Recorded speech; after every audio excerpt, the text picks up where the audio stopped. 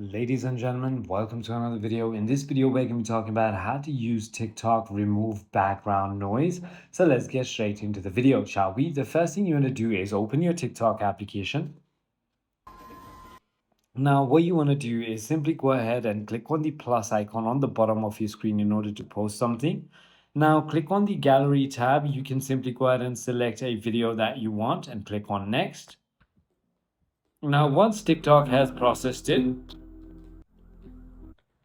Now, once TikTok has processed it, you want to simply click on the top right edit tab right over here. And this is where you can simply go ahead and go scroll down on the bottom once you tap on the video in order to go ahead and look for the noise reduction and click on reduce noise, which is going to go ahead and fix your problem.